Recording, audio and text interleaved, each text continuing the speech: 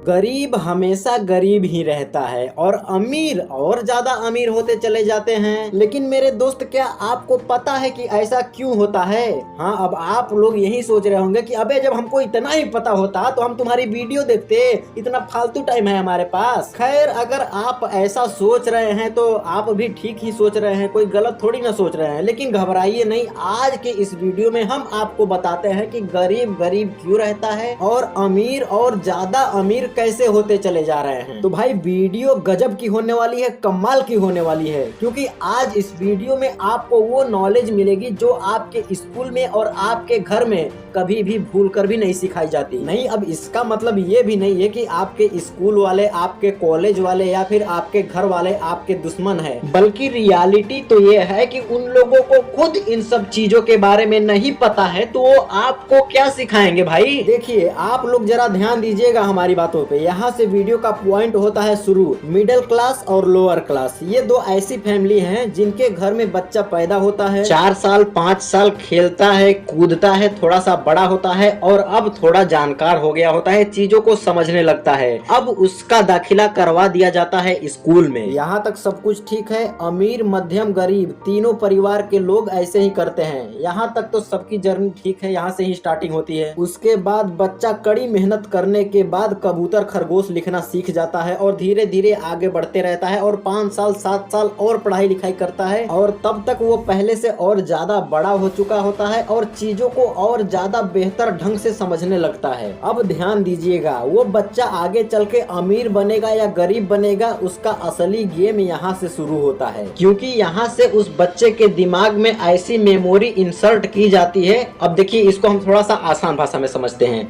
जैसे कि मान लीजिए हम एक गरीब हैं और हमारा पड़ोसी है वो एक अमीर है। अब हम दोनों के पास एक एक मेमोरी है। हमारे पास जो मेमोरी है उसमें सब गरीबी का रास्ता भरा हुआ है, उसमें सब गरीबी के तरीके भरे हुए हैं, उसमें गरीब कैसे बनना है वो भरा हुआ है। और अमीर आदमी के पास जो मेमोरी है उसमें ये भरा हुआ है कि भाई आप अमीर कैसे बन सकते हो, आपको अपने पैसे को कैसे मैनेज करना चाहिए, आपको अपने पैसे के साथ कैसा बिहेव करना चाहिए। तो जाहिर सी बात है, अमीर व्यक्ति अपने बच्चे के दिमाग में अमीरी वाली मेमोरी को इंसर्ट करेगा और गरीब के पास जो गरीबी वाली मेमोरी है वही ना इंसर्ट करेगा। अब देखिए, यहाँ पे बच्चा होता है 10 साल 12 साल का और बच्चा यहाँ ज्यादा समझदार होता नहीं है। वो वही समझता है जो उसको समझाया जाता है, जो उसको सिखाया जाता है, जो उसके दिमाग में डाला जाता है। अब देखिए, हम इतना डिटेल में समझा रहे हैं तो हो सकता है कुछ लोग ये बोले कि अबे ठीक है भाई, इतना तो हम भी समझते हैं, सिखा किसको रहा है? अबे तू तो ये बता कि उस गरीब वाले मेमोरी में क्या भरा था और अमीर वाले मेमोरी में क्या भरा था। तो देखिए भाई साहब, गरीब लोग अपने बच्चे को ये सिखाते हैं कि बेटा देख,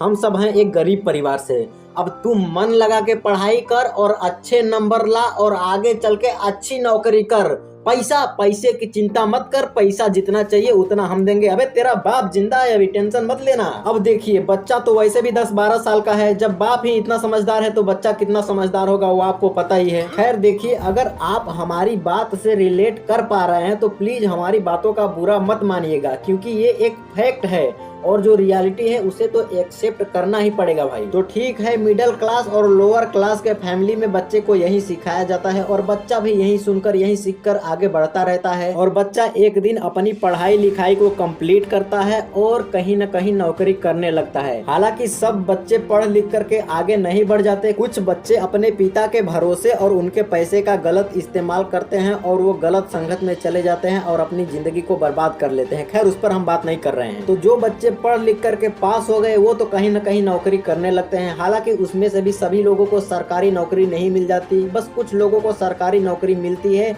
और बाकी लोग प्राइवेट में जॉब करने लगते हैं और कई लोग तो पढ़ाई लिखाई करने के बाद भी बेरोजगार बैठे होते हैं। चलिए ठीक है, बच्चा पढ़ाई भी कर लिया, नौकरी भी करने लगा, 2 साल 4 साल 5 साल 10 साल बीत गए नौकरी करते हुए। अब घर वालों को लगता है कि भाई बेटा सेटल हो गया है, अब इसकी कर देते हैं शादी। हालांकि 10 साल तो मैंने कुछ ज्यादा ही बोल दिया, क्योंकि 2 साल 4 साल में लोग शादी करने के लिए तैयार हो जाते हैं और 10 साल तो कुछ ज्यादा ही हो जाता है। उसके बाद तो लोगों को लड़की मिलना थोड़ा मुश्किल होने लगता है। तो देखिए भाई साहब, अब बच्चा नौकरी भी करने लगा, अच्छा खासा कमा रहा है। अब पिताजी उसको बुलाते हैं, अपने पास बिठाते हैं। अब पिताजी बोलना स्टार्ट करते हैं कि बेटा देख, हमने तुझे पैदा किया, बचपन से पाल पोस कर इतना बड़ा किया, पढ़ाया लिखाया, अब तू अपने पैर पर खड़ा हो गया है, नौकरी करने लगा है, पैसे कमाने लगा है, अब तेरी कर देते हैं शादी उसके बाद हम भी सारे झंझट सारे बंधन से हो जाते हैं मुक्त। क्योंकि बेटा अब हमारी आखिरी इच्छा यही बची ही है कि अब तुम्हारी शादी कर दें और तुम्हारे 1-2 बच्चे हों जिनको हम गोद में खिलाएं। तुम अपना काम करो, हम बच्चे संभालेंगे,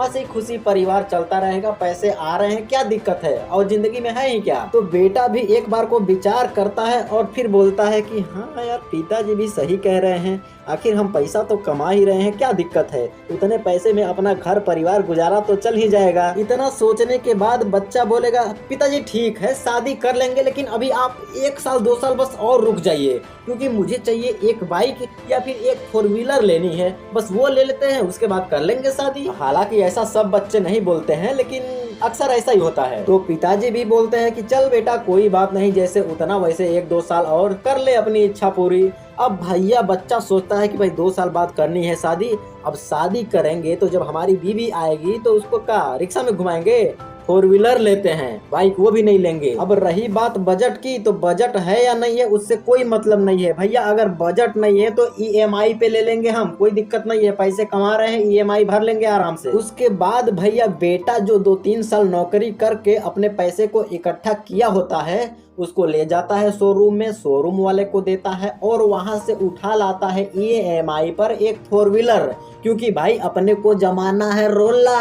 गांव में भौकाल होना चाहिए, भौकाल कि फलाने के बेटे के पास 4 चक्का है बे, 4 चक्का। उसके बाद EMI हो जाती है स्टार्ट और 1 साल 2 साल बाद बच्चे की हो जाती है शादी, बीबी आ जाती है घर में, खर्चे बढ़ जाते हैं। अब ऐसे जिंदगी चलती रहती है, कभी कभार तो खर्चा इतना ज्यादा बढ़ जाता है, खर्चा इतना ज्यादा हो जाता है कि वो जो 4 व्हीलर भाई साहब ने लिया था उसमें फ्यूल डलाने का भी पैसा नहीं बचता है, तो उसके लिए भाई साहब क्रेडिट कार्ड का भी इस्तेमाल करते हैं और अपने खर्चे को और बढ़ा लेते हैं, कर्ज में डूबने लगते हैं धीरे धीरे। अब उसके बाद धीरे धीरे भाई साहब के भी बच्चे होने लगते हैं और दादाजी यानी कि भाई साहब के पिताजी की इच्छा तो अब पूरी हो गई कि भाई हमारी जिंदगी का मकसद पूरा हो गया, अब हमें कुछ नहीं चाहिए। अब दादाजी का क्या है, 2 साल 4 साल 6 साल 10 साल जितना खेलना होगा बच्चे के साथ खेलेंगे, और वैसे भी अब उनकी उम्र तो हो चुकी है, अब उनका आगे क्या होने वाला है आप लोगों को पता ही है, हमको क्या बताना है इसमें। तो दादाजी की कहानी भैया धीरे धीरे हो गई खत्म, क्योंकि अब दादाजी रहे ही नहीं ना उनके बीच में। अब बचे भाई साहब और भाई साहब की बीवी और भाई साहब के बच्चे।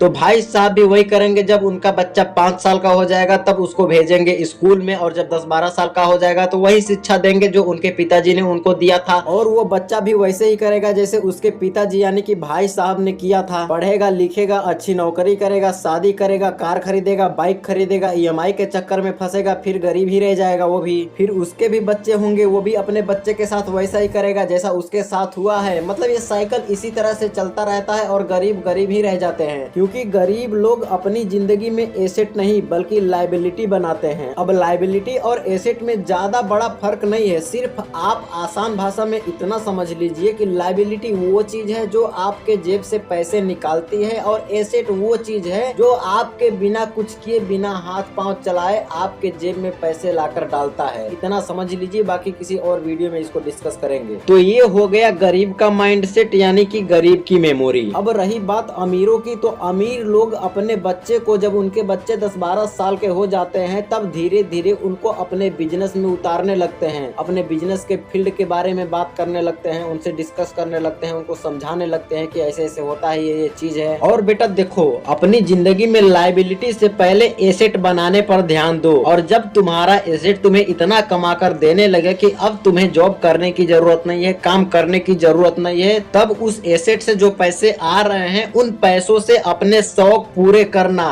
वो भी सिर्फ उतनी चीजें खरीदना जितने की तुम्हें जरूरत है। और हर छोटी से छोटी चीज को खरीदने से पहले ये सोच लेना कि एक्चुअल में उसकी जरूरत तुम्हें है भी या नहीं। अगर तुम्हें लगे कि हाँ एक्चुअल में हमें इसकी जरूरत है, इसके बिना काम नहीं चलने वाला है, तब वो चीज खरीदना।